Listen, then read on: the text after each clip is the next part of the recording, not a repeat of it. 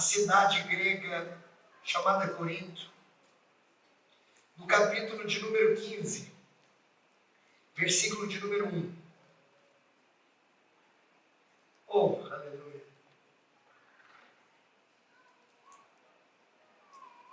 Só para não perder a tradição, boa noite, família Malmus.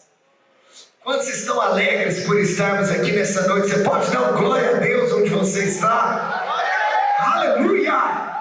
Irmãos, eu confesso que eu estou radiante de alegria, que o amor de Deus, o nosso Pai, a graça do seu Filho Jesus Cristo de Nazaré e a comunhão com o Espírito Santo possa se fazer presente hoje, todos os dias da sua vida, amém? Gente, eu confesso que hoje eu acordei muito empolgado com o momento que nós teremos hoje juntos, aqui de cultuarmos a Deus. Porque você sabe que esse culto, ele é um culto especial, não porque os outros não possuem o mesmo valor do que esse, mas é até justamente o contrário. É como se um culto como esse precisa aquecer o nosso coração para nós entendermos o valor daquilo que semanalmente nós estamos realizando aqui nesse lugar. Você sabe que para um ministro do Evangelho, você ter a oportunidade de cultuar a Deus em uma noite como essa, de fato é algo que mexe com o nosso coração. Nós estamos hoje celebrando o feriado da Páscoa. Eu pedi para você abrir 1 Coríntios capítulo 15, mas antes de entrar nesse texto, hoje eu senti de servir uma entrada. Eu não vou nem abrir. Sabe, eu já pedi para você abrir 1 Coríntios 15, para eu não cair na tentação de pregar a entrada. Então eu até estava na dúvida se o que eu vou falar agora, se eu pregaria na próxima ceia. Mas senti de falar hoje. Porque isso tem mexido com o meu coração, sabe?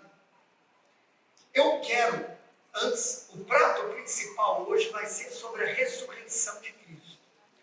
Mas antes de servir o prato principal, eu quero servir uma entrada.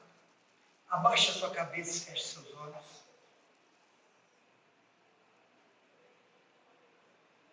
Vamos pedir silêncio, 1, 2, 3 e... Antes de eu orar, fique seus olhos fechados. Se você tem filhos de 2 a 4 anos, você pode deixá-los na salinha. Se você está com bebê, precisar de sair em algum momento para o nosso berçário, fique à vontade. Com as suas próprias palavras, peça para o Espírito Santo falar contigo.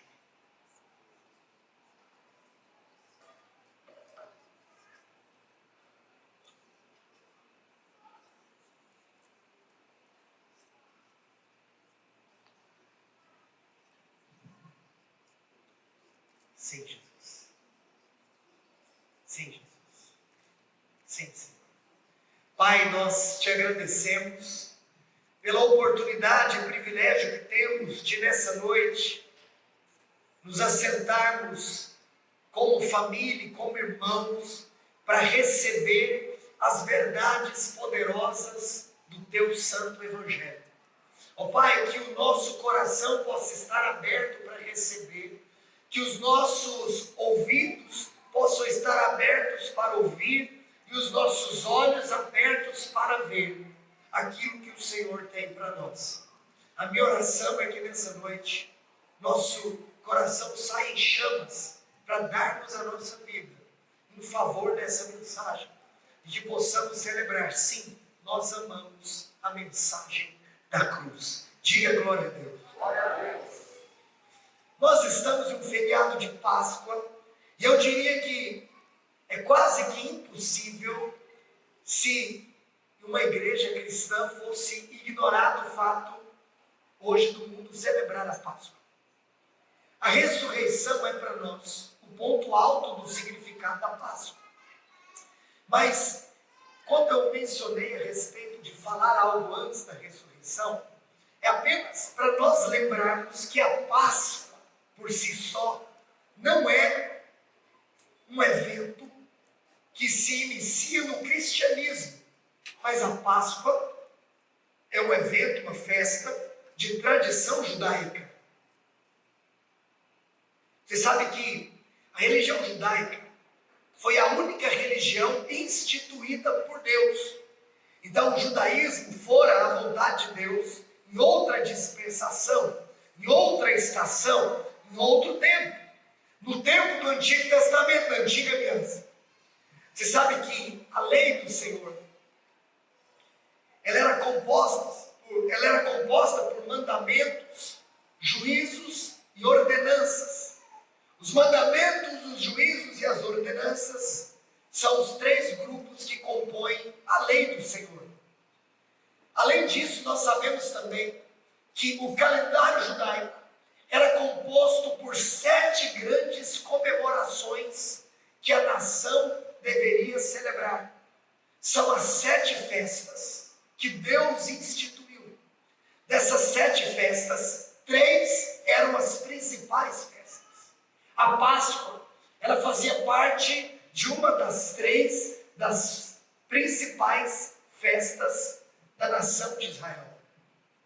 Todo mundo se lembra que a Páscoa, ela nasce no contexto da libertação do povo de Deus do Egito, por intermédio da 10ª praga, que era a morte dos primogênitos, aonde uma canção como essa que nós cantamos, interpretada pelo cantor Fernandinho, que nos lava, eu sou livre, por intermédio do sangue, é a representação até mesmo da Páscoa, aonde aqueles primogênitos não foram mortos por causa do sangue que livrou-os da morte. Assim como hoje na Nova Aliança, o sangue de Jesus nos livra da morte. Agora, antes de simplesmente falar a respeito da Páscoa ali na ocasião da morte dos primogênitos, 10ª praga e libertação do povo, eu até estava hoje conversando com um pastor, amigo meu, e foi engraçado porque a gente estava trocando alguns áudios falando sobre todo esse contexto da Páscoa. E eu estava meditando em cima da nossa conversa. Olha aqui para mim. Vou te entregar agora a entrada. Lá no capítulo 3 do livro de Gênesis, o homem pecou. A queda é registrada no capítulo 3. Mas no capítulo 3, nós temos a primeira história de um cordeiro que havia sido morto para salvar o pecado de um homem. Acredita-se que possa ter sido esse cordeiro morto de tal maneira que Adão, ele veste uma roupa aonde a pele do cordeiro seria então a primeira roupa da humanidade. A primeira roupa da humanidade foi a pele de um cordeiro.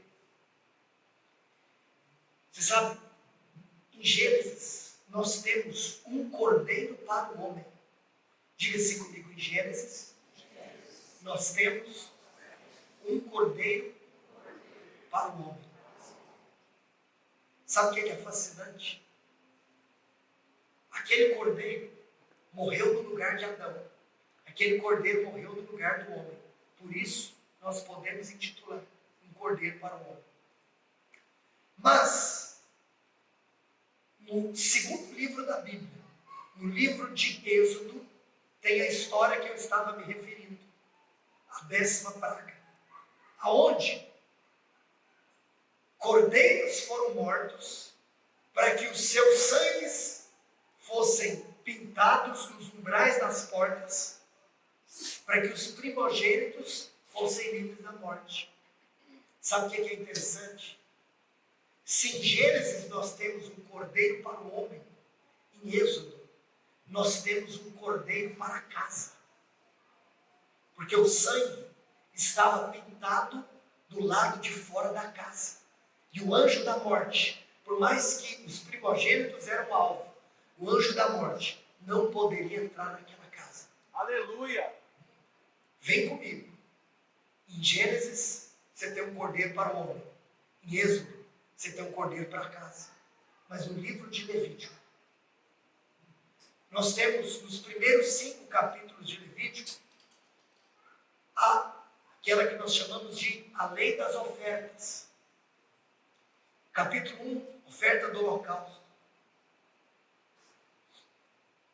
Depois nós temos a oferta de manjares, a oferta pacífica, a oferta pelo pecado e a oferta pela culpa.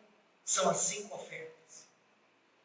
Mas é interessante porque, por mais que nós poderíamos falar sobre essas ofertas, aonde cordeiros eram mortos, não apenas cordeiros, novilhos também. É interessante que no capítulo 16 do livro de Levítico, que é o dia chamado Dia do Yom Kippur, ou Dia do Perdão Nacional,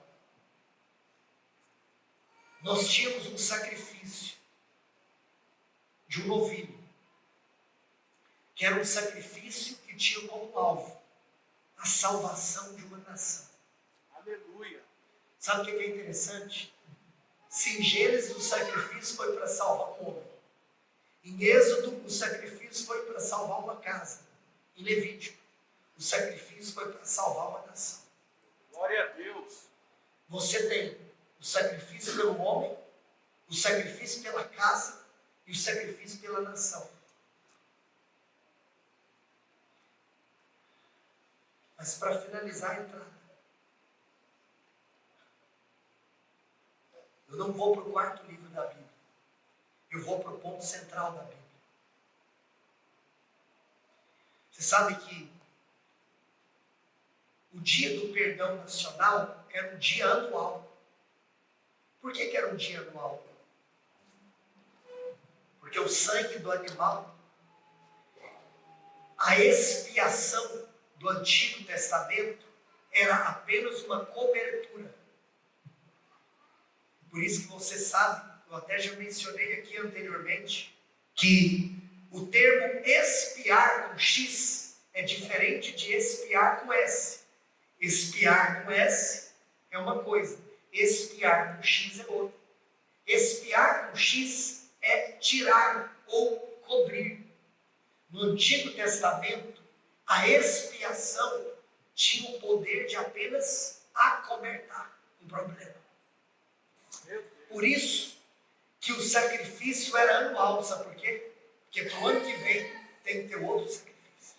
Porque esse sacrifício não é definitivo. Esse sacrifício não é eterno. Esse é um sacrifício momentâneo. E como eu já mencionei várias vezes e continuarei para o resto da minha vida mencionando, a fala de João Batista é uma das falas mais enigmáticas de toda a Escritura Sagrada. Porque nós precisamos de entender que a visão que João Batista tem é o início de tudo. Porque João Batista, ele estava preparando o caminho para aquele que viria após ele. Mas João Batista, quando ele vê aquela cena de Jesus caminhando até ele, aquilo que sai da boca de João Batista, irmãos, é o início da nossa história. Porque é como se João Batista, naquele momento, eu vou usar aqui uma expressão que eu já usei outras vezes nesse púlpito, é como se João Batista falou: peraí, parece que tem alguém que decidiu entrar nessa brincadeira. Porque se eu fosse falar da oferta do holocausto, por exemplo, o Vinícius chegaria com um animalzinho dele. Aquele animal que o Vinícius traria seria chamado de o cordeiro do Vinícius. O cordeiro do Vinícius seria morto no lugar do Vinícius, sim ou não? Mas aquele cordeiro, ele não resolvia todo o problema, porque a expiação apenas tampava, mas não tirava. Meu Deus! É como se, naquele momento, João Batista falou: meu Deus, quem está vindo não é o cordeiro do Vinícius, não é o cordeiro do João, não é o cordeiro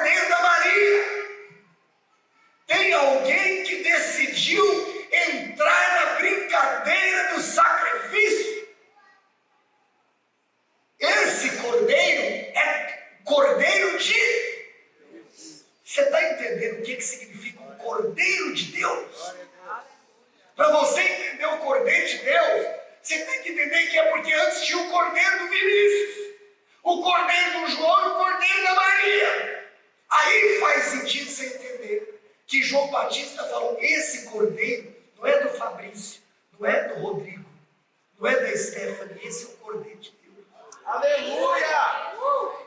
Como se pera aqui? É o dia que Deus falou assim: basta, eu cheguei. Glória a Deus. E aí João Batista falou: o cordeiro do Vinícius expia, o cordeiro do João cobre, o cordeiro da Maria tampa, mas o cordeiro de Deus tira. Aleluia!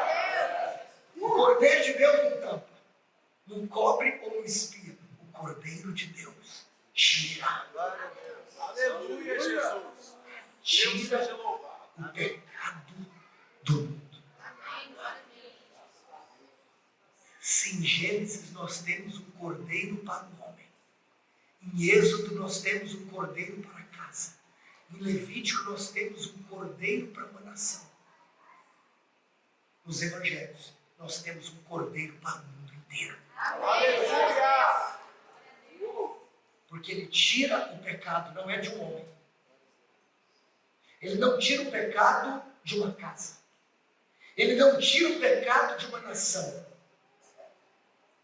O Cordeiro de Deus é um cordeiro para o mundo. Porque ele tira o pecado do mundo. Por isso, todos, a expiação está aberta. Todos.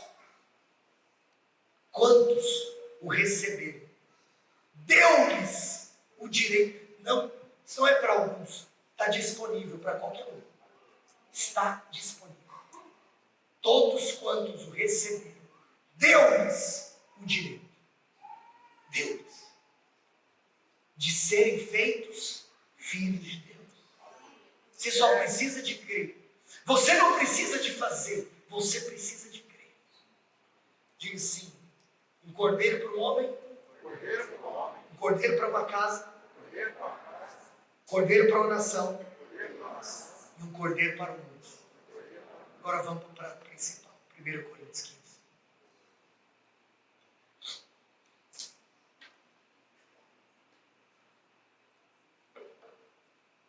Olha só. Você precisa entender algo. Eu quero aqui abordar hoje a Páscoa não para um judeu. E é claro que para nós seria muito poderoso, até porque é bíblico, se eu fosse pregar sobre o Cordeiro Pascal, lá do livro de Êxodo. Mas hoje eu quero pregar sobre para quem aquele Cordeiro da Páscoa estava apontando. Irmãos, a Semana Santa. A Semana Santa. Muita coisa pode acontecer em uma semana. Os gritos de Hosana e os gritos de crucificam na mesma semana. A mesma multidão que em uma sexta-feira grita Hosana, na outra sexta está gritando crucifica. E se tem algo que mexe conosco é nós entendermos, e agora eu quero muito a sua atenção, que em um único final de semana muita coisa louca acontece. Porque você tem o choro da sexta, o silêncio do sábado e o júbilo do domingo. Fala assim comigo. O choro da sexta, o silêncio do sábado, mas o júbilo do domingo. O que aconteceu? Existe o choro da sexta. Irmãos, você sabe por que eu quero falar sobre a ressurreição? Porque a morte de Jesus só é a morte de Jesus por causa da ressurreição. Olha aqui para mim. O que traz a força e o poder da morte é a ressurreição.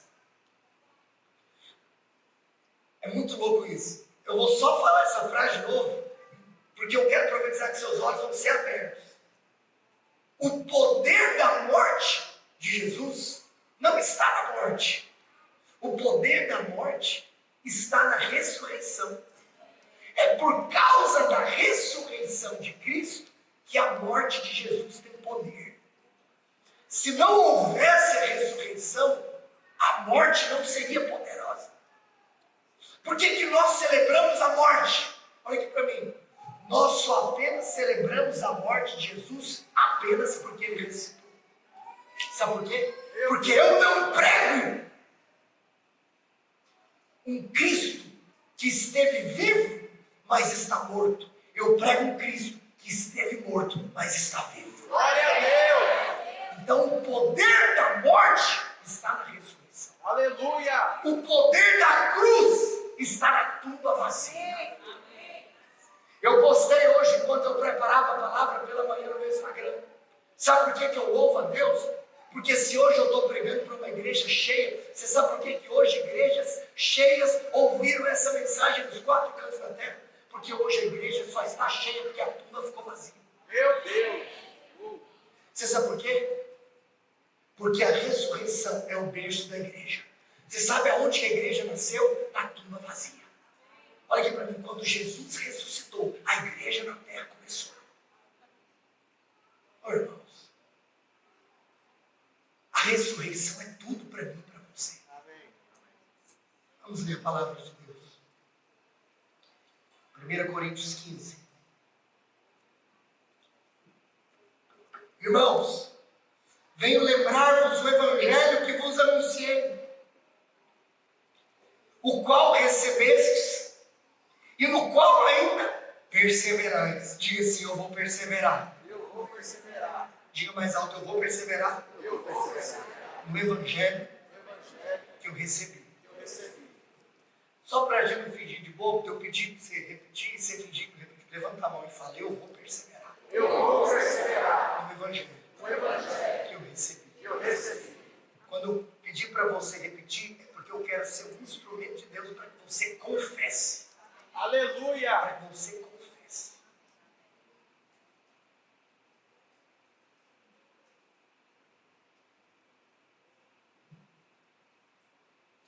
Eu não aguento, eu tenho que falar. A fé vem pelo Ouvir. mas a apropriação vem pelo confessar. Deixa eu te falar uma coisa. Quando você ouve, você se enche de fé. Mas quando você fala, você recebe e pega. Glória a Por Deus. isso você tem que falar. É por isso que durante a palavra eu vou pedir para você falar. Quando eu pedir para você falar, abra sua boca e fala. Porque a fé vem pelo ouvir, mas a apropriação vem pelo confessar. Porque quando eu estou confessando, eu estou falando: cara, o que eu ouvi e que explodiu de fé no meu coração, eu estou declarando, é para mim. Por quê? Por quê? Porque o poder da vida está onde? Está na palavra, está na língua.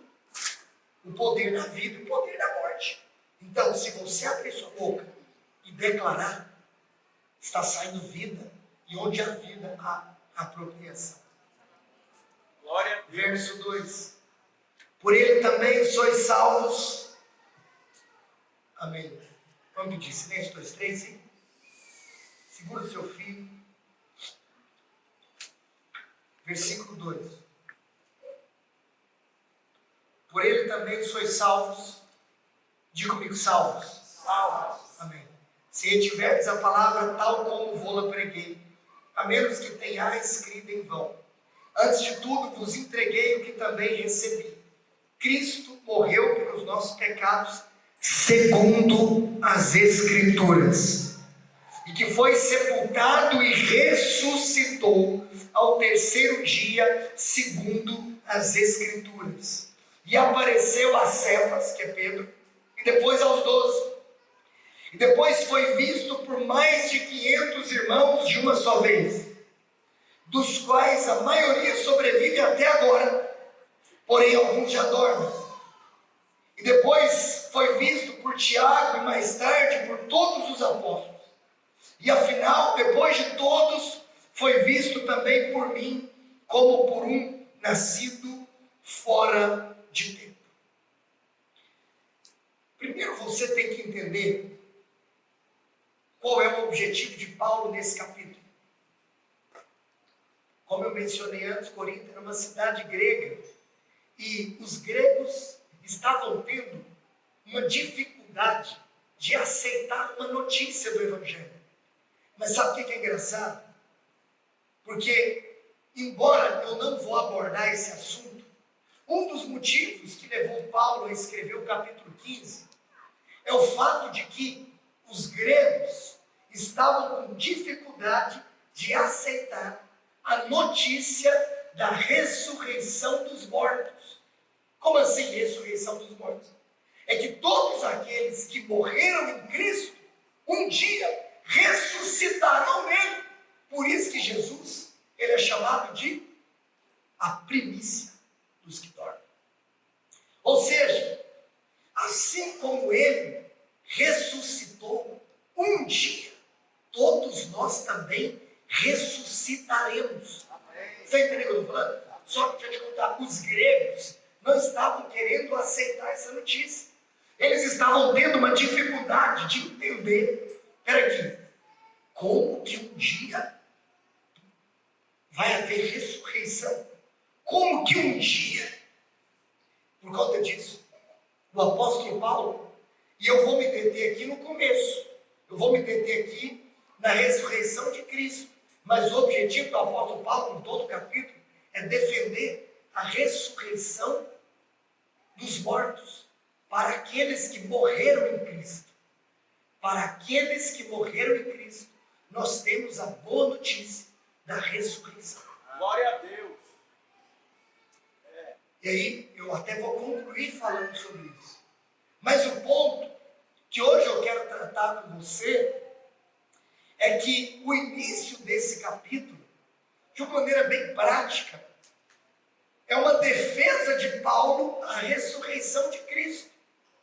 Primeiro, irmãos, há de se concordar, e muitas vezes também nós já temos dito a respeito, que o cristianismo, ele é fundado, ele é fundamentado, ele é enraizado na ressurreição. Irmãos, a ressurreição é o fundamento do cristianismo. É por isso que eu disse para você que a ressurreição é o berço da igreja. Então, como que os judeus, por exemplo, eles descredibilizaram a mensagem da igreja primitiva? Tentando negar a ressurreição.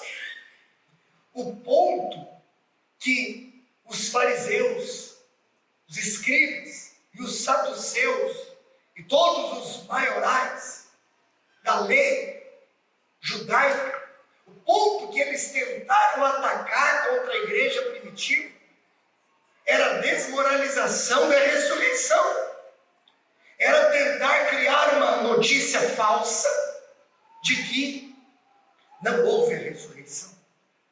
Mas o poderoso é que eles até tentaram criar a fake news, mas eles nunca conseguiram pegar o corpo de Jesus e sair andando com esse corpo sobre as ruas de Jerusalém, ou sobre as ruas de qualquer cidade, seja da Judéia, ou seja de Samaria, e declarar que a ressurreição era falsa. Porque olha só, uma coisa é se você anunciar que era falsa e andar com o corpo de Jesus.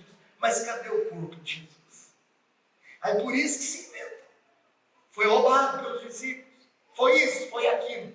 Porque ninguém tocou no corpo. Vocês estão me entendendo? Então, irmãos, a ressurreição é a base do cristianismo. Então você tem noção do que é o dia de hoje? Irmãos, é um dia central. Você que é cristão, olha aqui para mim. É por isso que você tem que terminar essa noite pulando e comemorando. Porque o dia de hoje é o fundamento de tudo. Amém. É a Páscoa. Aleluia. Ele está vivo. É Jesus. Aleluia. Por isso, irmãos, sem ressurreição não existe evangelho. E eu digo mais, sem ressurreição não apenas não existiria evangelho, sem a ressurreição de Cristo também não existiria a esperança. Por que que hoje você pode cantar? Eu posso crer no amanhã, porque Ele vive. Olha só, a minha esperança é pautada no fato de Ele estar vivo. Glória a Deus. Por que que eu posso bradar? Temor não há, porque Ele está vivo. Porque se não fosse pela ressurreição, apenas restaria para os cristãos um lamento doloroso e dramático. Por isso que deixa eu te contar uma coisa. Por isso que crente não pode ser triste e crente não pode ser calado. Porque a tristeza combina com a sexta e o silêncio combina com o sábado. Mas o que combina com o domingo é júbilo e festa.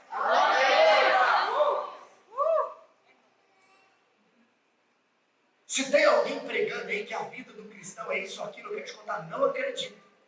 A vida do cristão é o seguinte: eu posso até passar por tribulação, mas essa tribulação não compara com a glória que haverá de vir.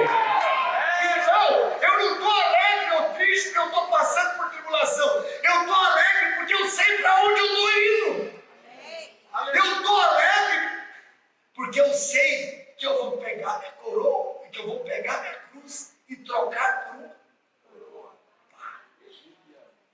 Agora, se você ficar triste pela circunstância que você está submetido, então você não está celebrando a ressurreição. Não estou falando que você não vai ficar abatido, que a Bíblia fala que você vai ficar abatido.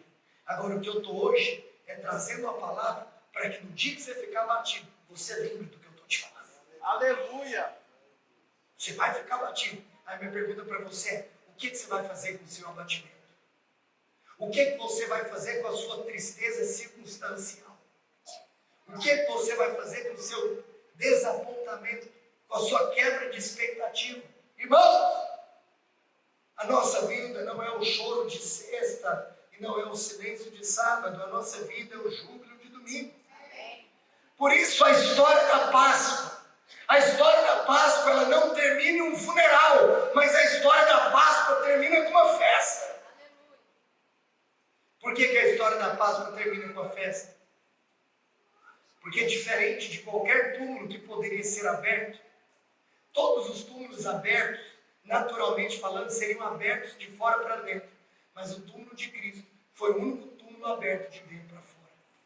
Meu Deus. É por isso que para nós é festa. É por isso que para nós é celebração.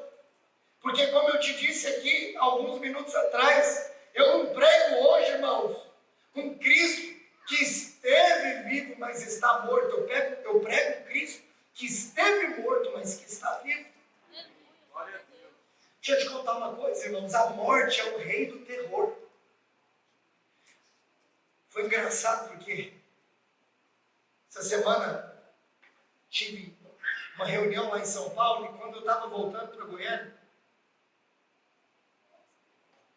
foi interessante que por um segundo o nosso avião, só que foi muito rápido, porque não deu nem tempo do piloto informar que estava passando por uma área turbulenta.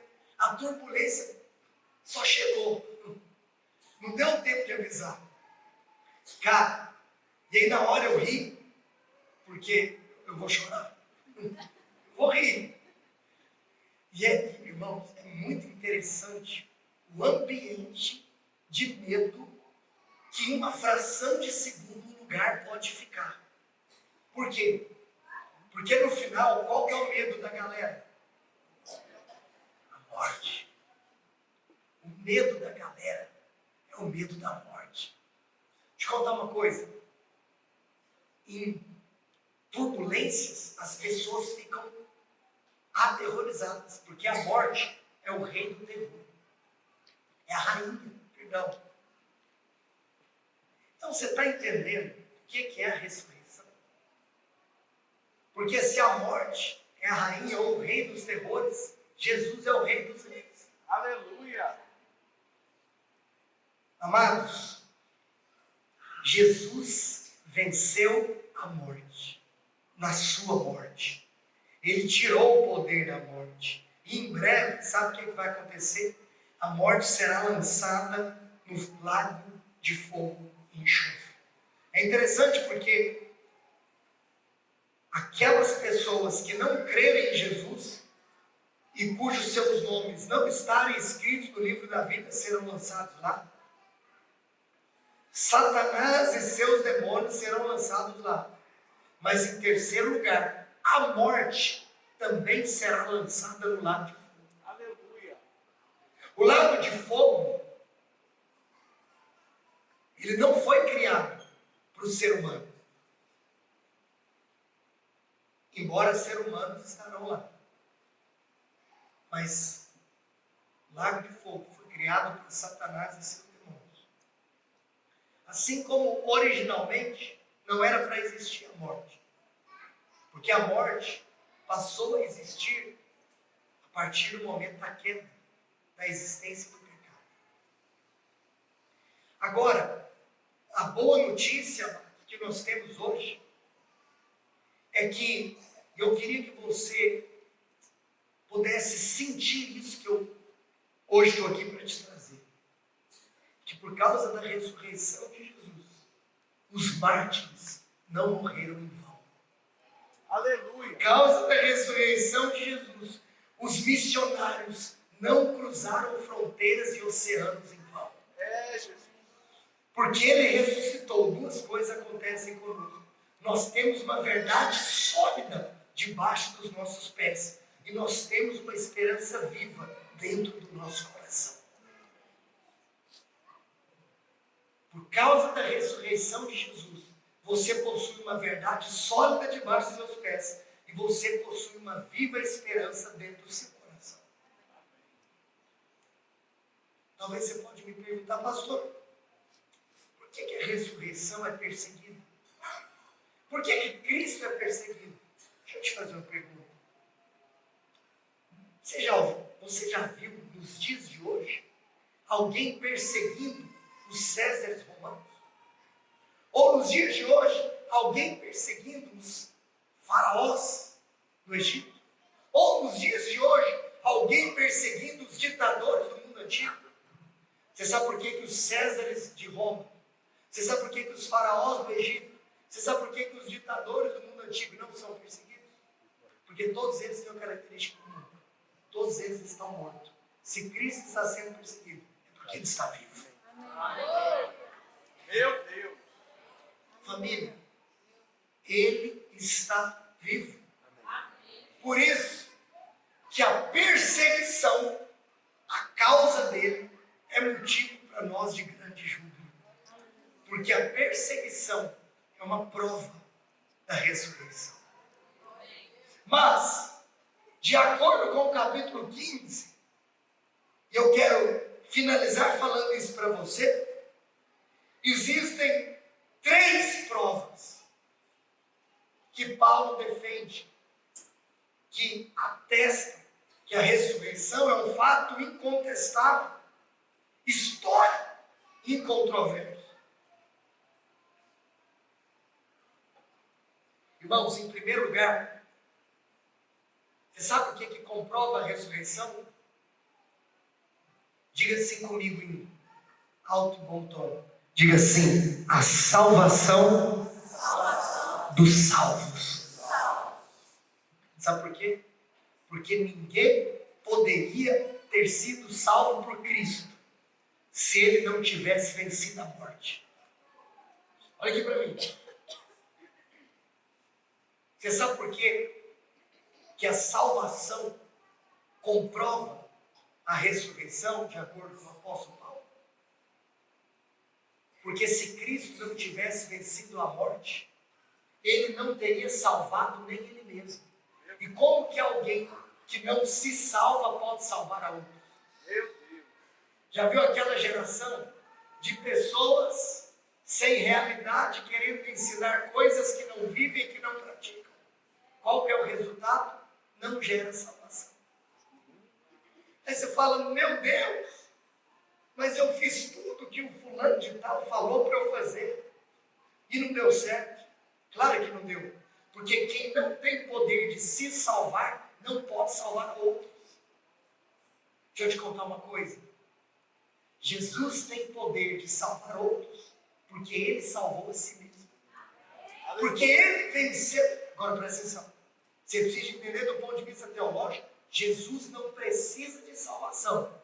Eu estou me referindo à vitória sobre a morte. Ele venceu a morte. Ele venceu, o autor de Hebreus disse, que ele venceu aquele que tinha o poder de matar. Aleluia. Então ele triunfou. Aleluia. Se ele triunfou sobre a morte, sabe o que Paulo fala aos Coríntios? Paulo fala o seguinte, que Cristo, cara, em 2 aos Coríntios, Paulo fala que Cristo triunfou sobre nós. Sabe que o verbo triunfar, quando Paulo fala na 2 Epístola aos Coríntios, no original, o triunfo que Paulo aborda em 2 Coríntios, era uma palavra usada quando, em uma guerra, havia um reino vencedor e uma batalha entre dois povos. E existia uma tradição que, no meio da batalha, eles tentavam preservar a vida do rei perdedor. Tentava-se preservar em vida o rei da nação derrotada. Por quê?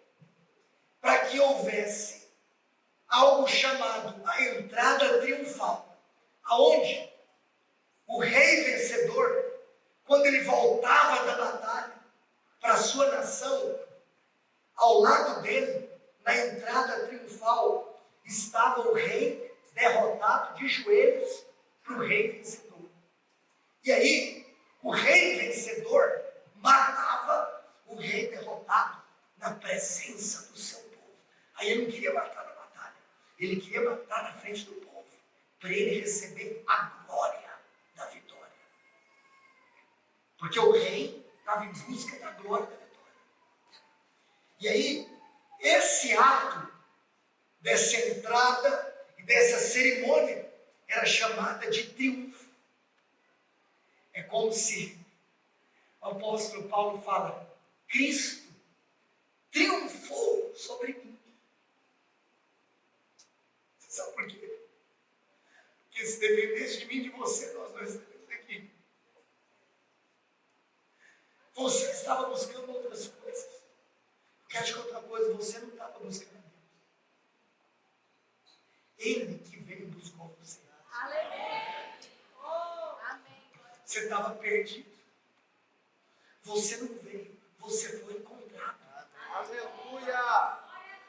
E aí você que estava buscando outra coisa, ele foi lá e venceu sobre você.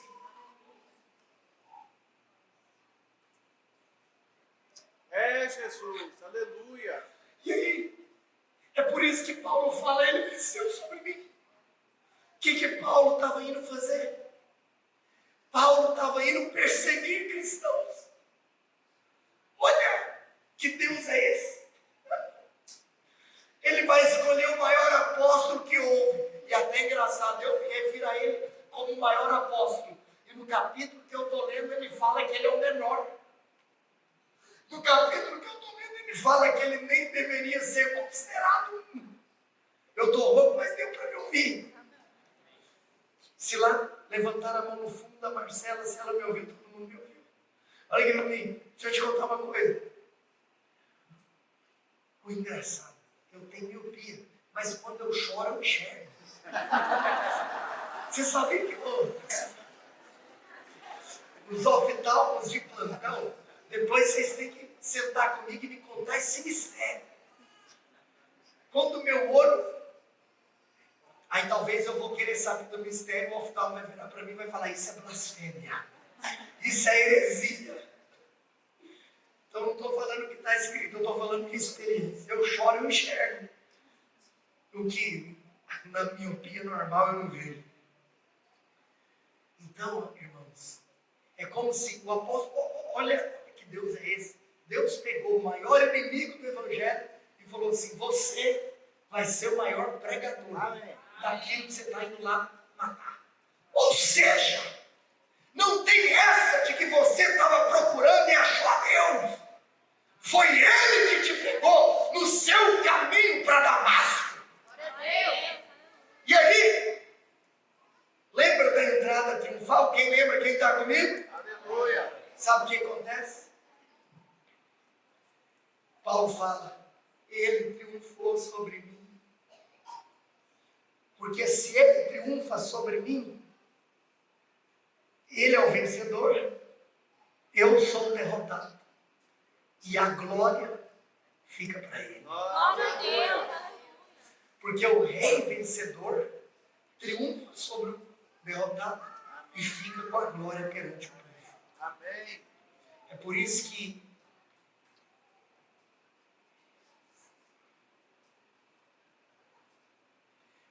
no dia que você quiser ficar com a glória das suas realizações, você está blasfemando contra o cristianismo. Meu Deus. Aí você vai estar blasfemando contra a ressurreição. Porque a glória é só dele. De mais ninguém. Amém. Glória a Deus. Aleluia. Glória a Deus. Ah, quais são as suas realizações? Glória a Deus. Os homens de Deus, quando são questionados, como vocês fizeram isso? Sabe o que os homens de Deus falam? Não sei.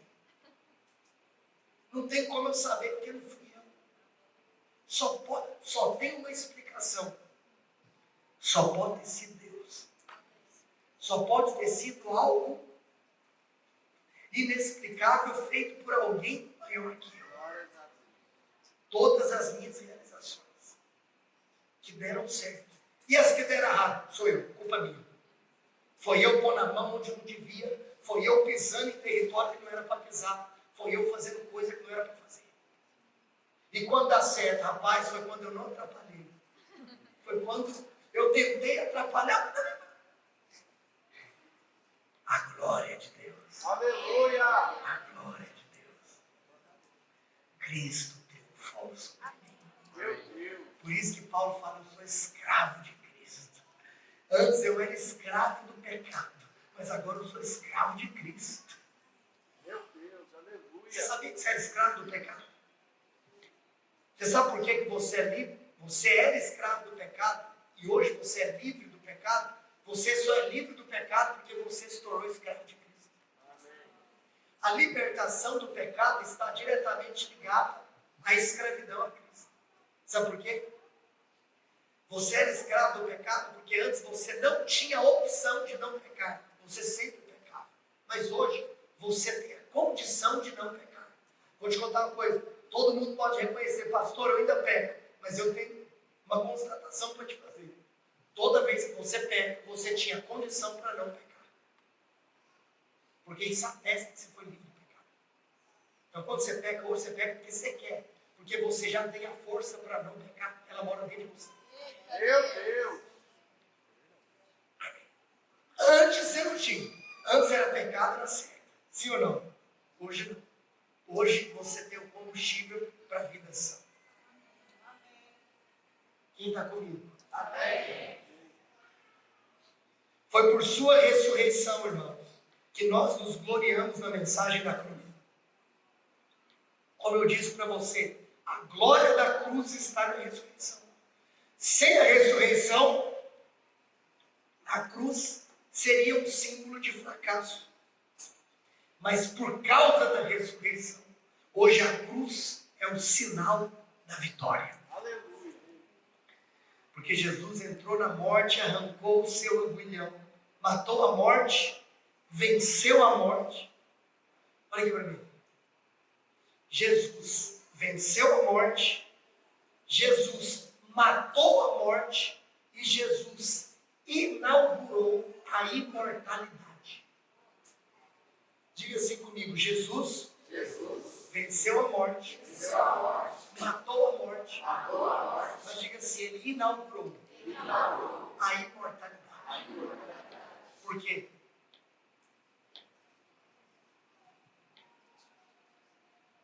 Porque a filha de Jairo tinha ressuscitado. Porque Lázaro tinha ressuscitado. Porque outros haviam ressuscitado. só do ministério de Jesus, existem 3 ressurreições nos evangelhos. Mas olha aqui para mim. Todos os que ressuscitaram antes de Cristo morreram de novo. Lázaro, depois de ressurreto, morreu. A filha de Jairo, depois de ressurreto, morreu.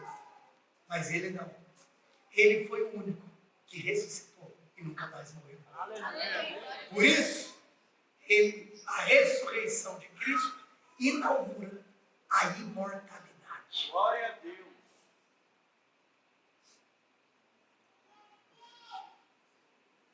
Vou falar uma coisa para você. Me dá vontade de parar de pregar. Me dá vontade de só de orar e falar assim, Senhor, o que eu posso fazer para que eles entendam isso? Pode falar, pastor, eu estou entendendo, não estou falando que você não está. Mas é que, cara, você tem noção do que acontece com a gente se a gente entender isso? Eu vou te contar o que acontece com você.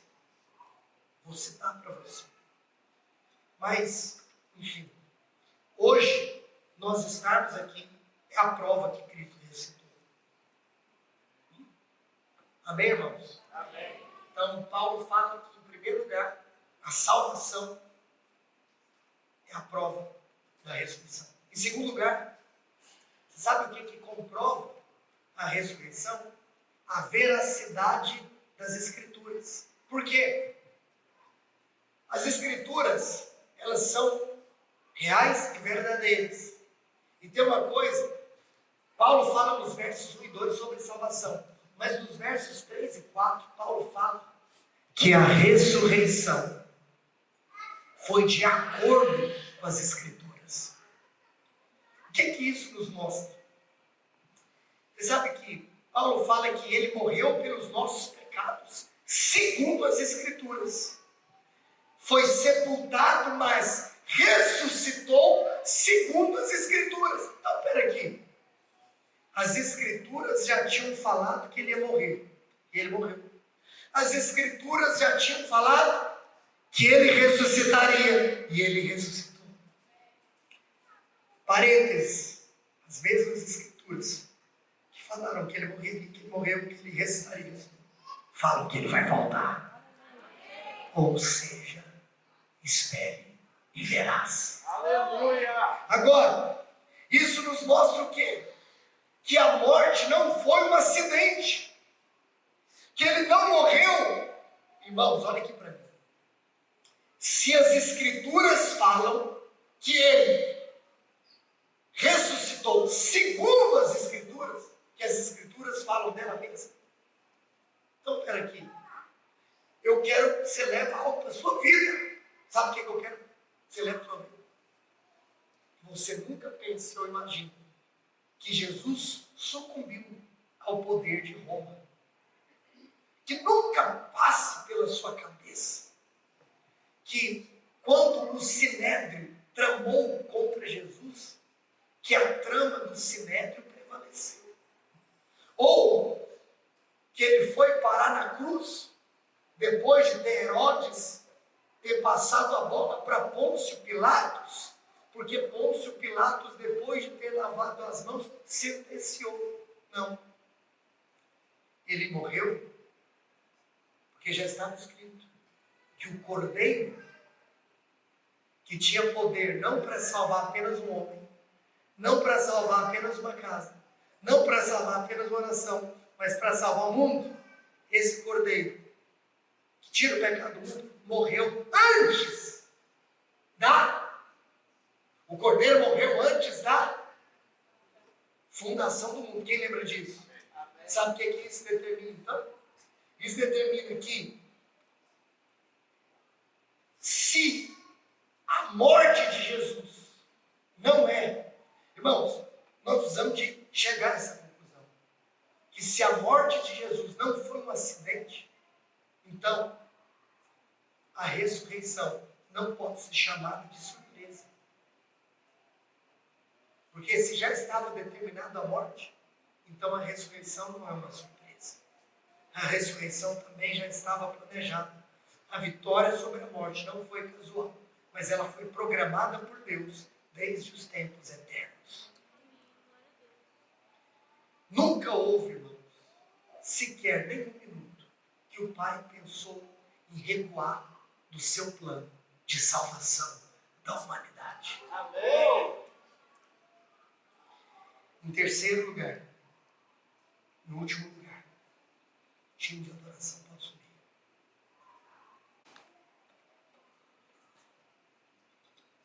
Diga comigo, a aparição é uma prova da ressurreição. Família, aqui dos versos 5 a 8, o apóstolo Paulo ele começa a falar. O apóstolo Paulo aqui, por exemplo, nem cita Maria Madalena, poderia ter citado. O apóstolo Paulo, nesse capítulo, começa a citação em Pedro, em Cefas. E ele diz, ele apareceu para Cefas. Depois ele diz, ele apareceu para os 12. E depois ele diz que ele apareceu para mais de 500 irmãos de uma só vez. As pessoas viram o Cristo ressurreto. Aleluia. A ressurreição de Jesus foi um fato comprovado com provas irrefutáveis e evidências absolutamente convincentes. Sabe por quê?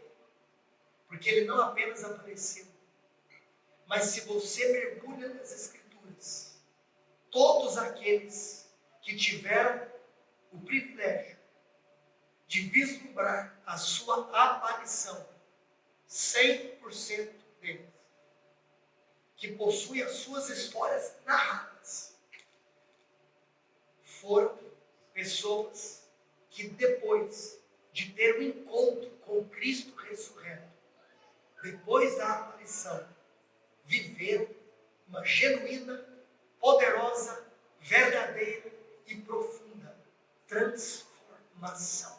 Aleluia. O primeiro citado é Cefas. Eu quero te dar uma tarefa. Faça uma comparação de quem Pedro é nos evangelhos e de quem Pedro se torna no livro de Atos. Por quê? Uma mudança tão drástica, uma mudança tão poderosa. Você precisa entender algo.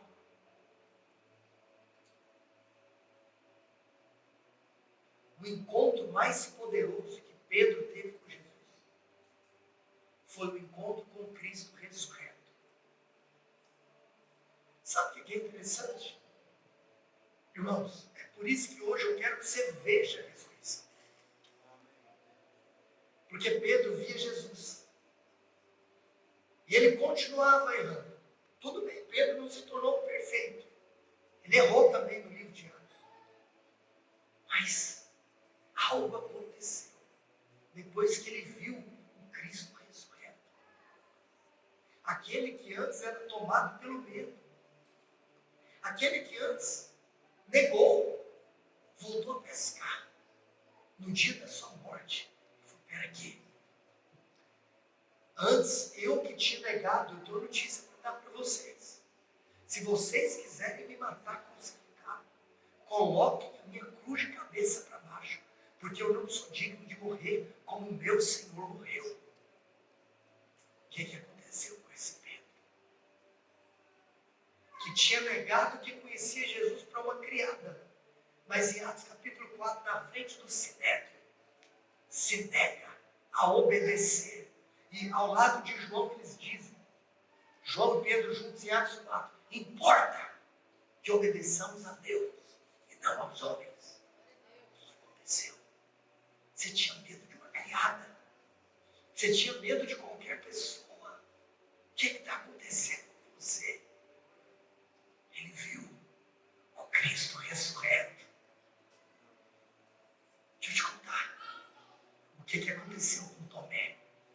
Porque apareceu para Cefas, mas depois apareceu para os 12. O que aconteceu com Tomé? Sabe o que aconteceu? Tomé foi o mártir da igreja. veja, Tomé está no livro dos mártires. Sabe por quê? Porque daquele que duvidava, ele viu o Cristo ressurreto. Ele viu. Eu amo aquela palavra que não existe. Não tem como eu desver o que eu vi. Não tem como eu vi. Você tem noção se você vê hoje o Cristo ressurreto? Aqueles que eram covardes se tornaram pessoas audaciosas. Aqueles que eram derrotados pelo medo enfrentaram açoites, cadeias, martírio e morte. Houve uma mudança radical e visível em suas vidas, porque a aparição provocou uma transformação. Família, vamos. A nossa salvação, a Escritura Sagrada e a aparição que gera transformação são provas incontestáveis de que Ele está vivo. Amém, Jesus. A psicologia afirma,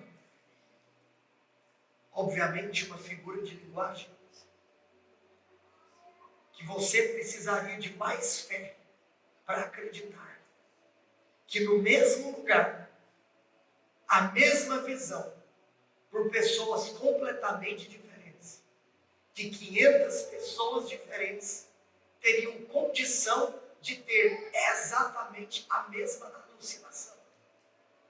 Você precisa de mais fé para acreditar em uma alucinação idêntica em massa do que na ressurreição de Cristo. A aparição constatada pelas pessoas atestam a ressurreição. Aleluia. A ausência do corpo. Onde está o corpo que vocês judeus estão falando? Cadê? Aos discípulos roubaram. Que interessante. Qual que é a comparação bélica? A força bélica daqueles discípulos e do Império Romano. Toma de volta. Cadê? O serviço de inteligência do Império Romano. Cadê? A CIA do Império Romano. Cadê? Onde está o corpo? Não tem corpo. Aleluia. O corpo está lá em cima.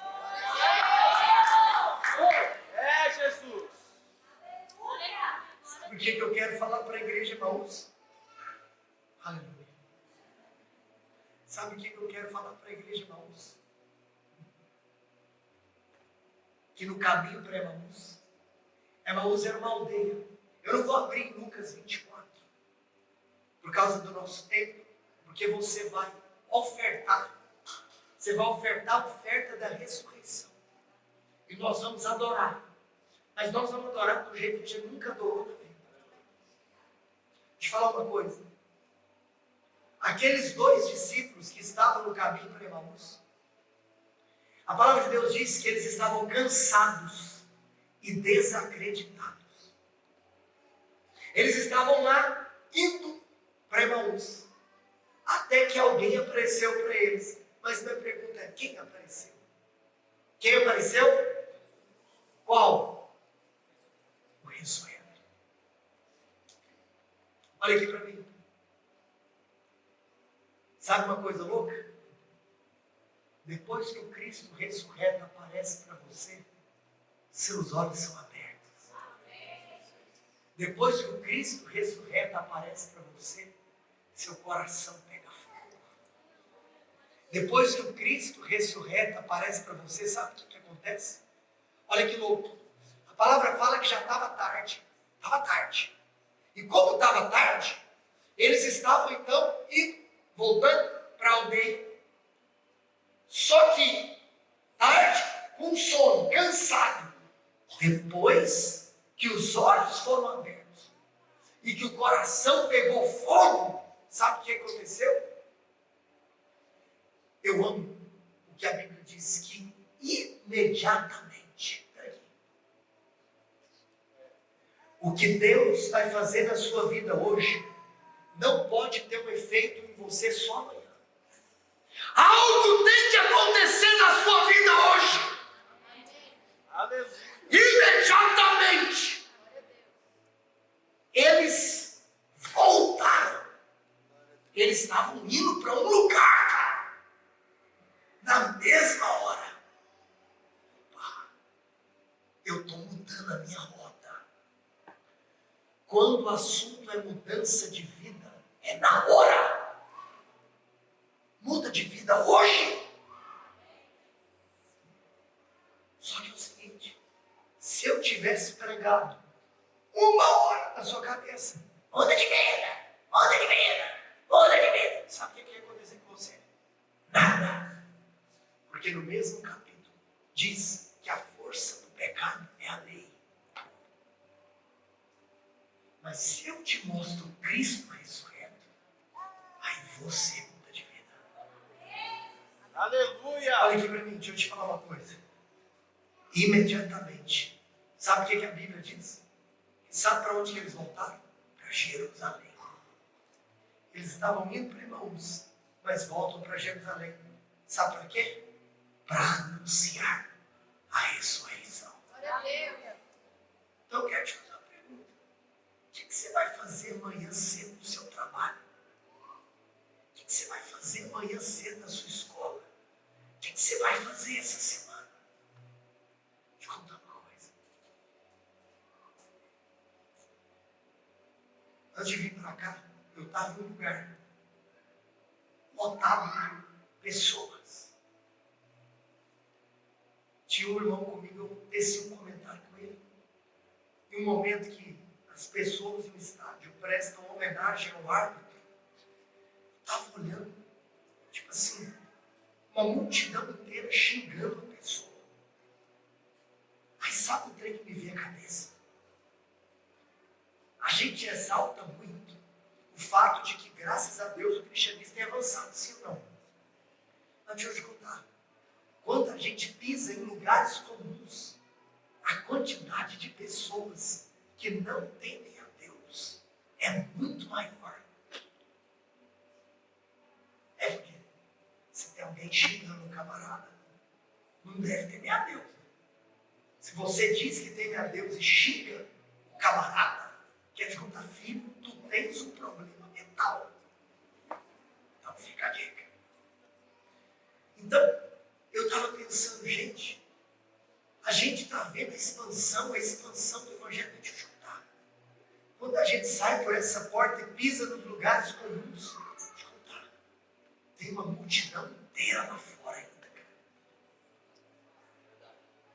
No meio do jogo que eu estava assistindo, eu pensei nesse cara. Deixa eu contar um negócio. Tem gente demais. Tem gente demais para descer as águas. Tem gente demais que tem que ouvir. Amém. Eu estava participando de uma reunião com pastores essa semana. E foi compartilhado que de 7,5 bilhões de habitantes no mundo, 3 bilhões não ouviram falar o nome de Jesus. Eu quero profetizar que na cidade de Goiânia haverá um povo que imediatamente. Você estava cansado, você estava desanimado, você estava batido, imediatamente. Eu quero profetizar que o Senhor vai te dar pés velozes e lábios abertos para proclamar. Glória a Deus. Sabe o quê? Que és invencível, inigualável, hoje pra sempre. Marcelão, sobe aqui, Marcelão, vamos cantar junto. Teu é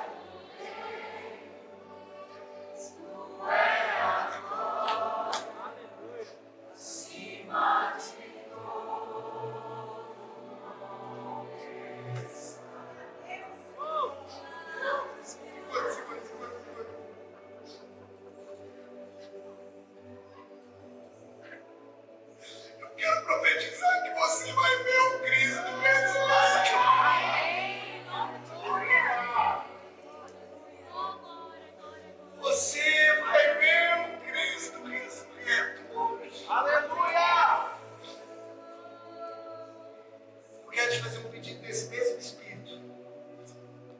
pessoal da oferta, pode vir aqui para frente, olha aqui. Nós não vamos perder o espírito. Eu tenho uma última notícia para te contar, mas eu vou te contar com você em pé.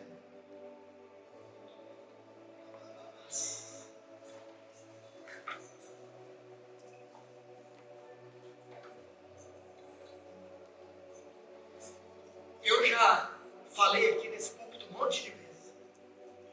A conversa que Jesus não recitou porque os discípulos entraram e roubaram o corpo, foi uma conversa que nasceu com uma oferta levantada pelos fariseus para subornar. Eles chegaram no guarda, falaram assim: ei, nós vamos te dar uma grana aqui para você falar que os discípulos vieram aqui e roubaram o corpo. Então é o seguinte, cara, quando a gente levanta uma oferta na igreja, a gente está levantando o seguinte, cara, nós estamos entregando um dinheiro que vai ser o contrário do dinheiro que os fariseus entregaram para aqueles guardas. Nós vamos entregar aqui o dinheiro que com muito temor é administrado pelos sacerdotes, para que nós possamos financiar a notícia da ressurreição. Aleluia! Antes de cantar, pegue a sua oferta ao Senhor. Depois você não vai embora, nós vamos cantar junto. Hoje o chão vai tremer nesse lugar. Aleluia! Pegue a sua oferta ao Senhor, pegue as suas mãos. Separe hoje uma oferta para financiar a ressurreição. Nós estamos no começo de mês. Se você recebeu a sua provisão, separa a sua semente mensal, o seu dízimo, a sua contribuição frequente. Não deixe de contribuir com a obra de Deus. Se você até mesmo já fez a sua contribuição mensal hoje, faça uma semente especial, uma oferta especial. O Pix está aqui na tela, os dados da conta estão também no envelope e atrás das cadeiras. Amém? Senhor, eu quero abençoar cada semente.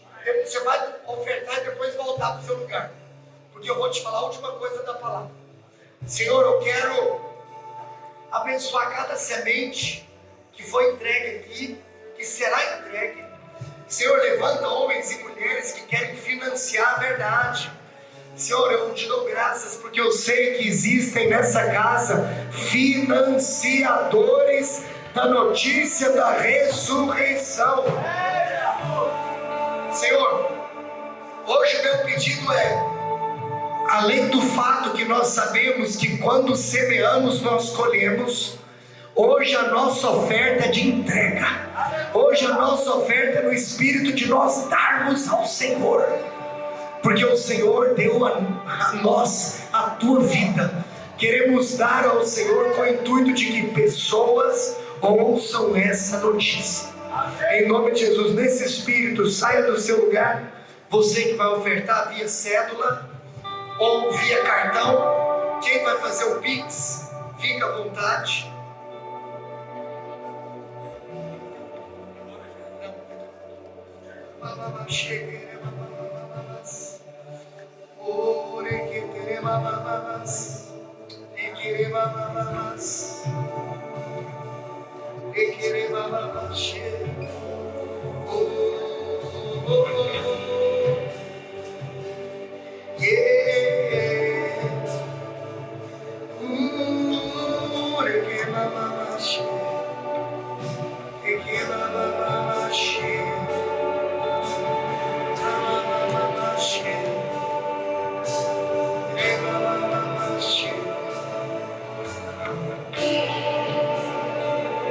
Enquanto os irmãos estão ofertando, olha aqui para mim, você que está na cadeira, escuta o que eu estou te falando.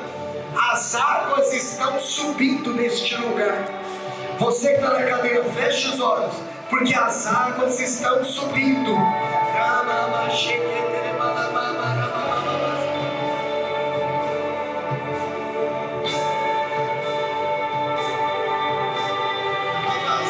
As águas estão subindo neste lugar.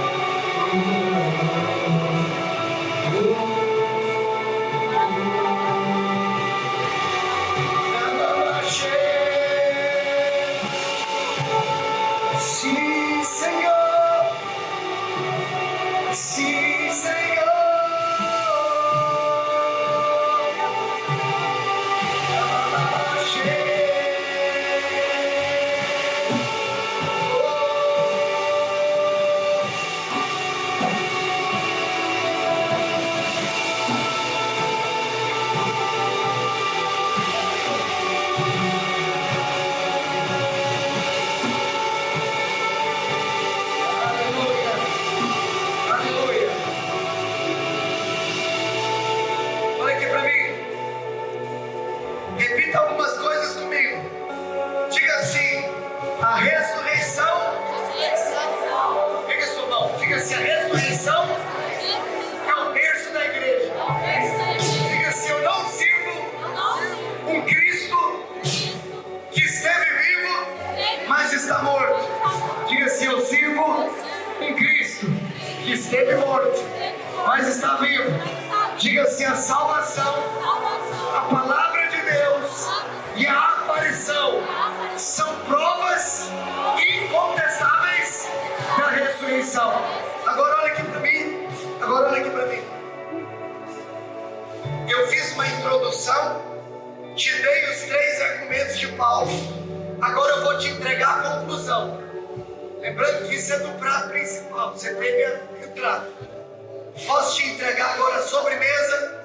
Quem quer receber uma sobremesa aqui? Você sabe o que eu imagino? Que quando Paulo chega no final do capítulo, Paulo imagina a morte personificada na frente dele. Porque Paulo tem que falar sobre ressurreição o capítulo todo. Ele estava lá falando para os gregos. E aqui, hoje eu quero te dar uma notícia de qual é o efeito que a ressurreição traz para um cristão. A minha conclusão é a seguinte: a ressurreição altera completamente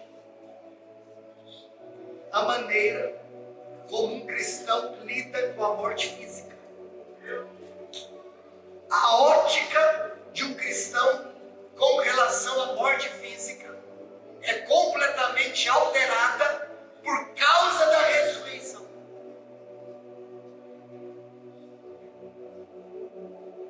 Um pastor amigo meu perdeu o seu pai essa semana.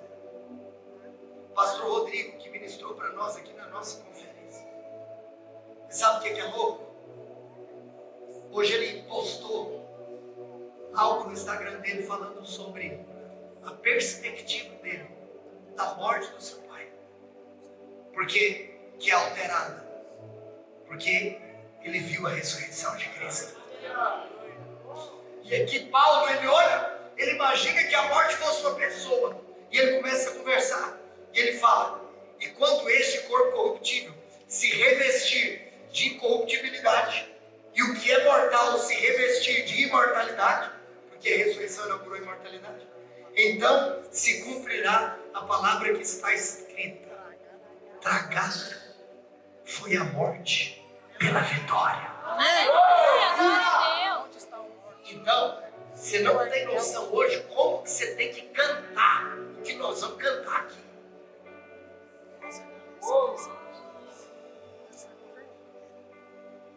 Por alguns minutos eu achei que hoje eu ia gritar campeão hoje à tarde.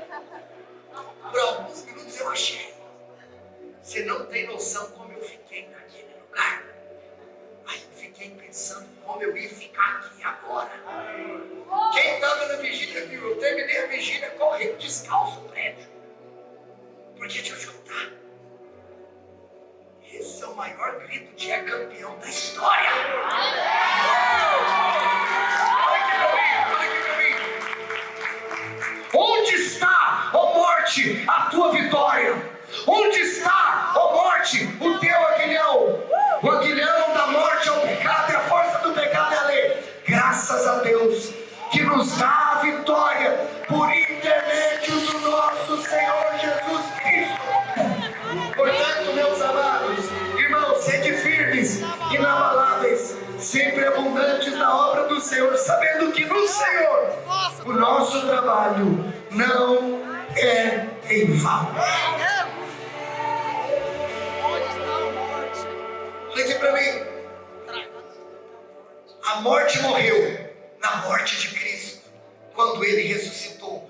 Por isso, sabe por que a sua percepção da morte física nunca mais será a mesma? Porque eu estou aqui para te entregar o último recado da noite. Que o túmulo gelado não é o seu endereço final. Amém! Ele venceu! Morrer para um crente não é uma tragédia. mas é deixar esse corpo e ir habitar com o Senhor. É estar com Cristo, que é incomparavelmente melhor. Por isso está escrito que o viver é, mas o morrer é. Por isso está escrito que para Deus a morte dos seus santos é muito preciosa. Então, posso ler uma coisa que eu escrevi para a igreja, irmãos, e que eu vou postar no meu Instagram. Que na sexta o condenaram como um ladrão, ao homem que ao perdido trouxe esperança e ao faminto pão. No sábado lamentaram a sua morte. Do outro lado, o Filho do Homem mudava a nossa sorte. Mas no domingo se levantou vitorioso, Jesus, o Cristo, ressurreto e glorioso.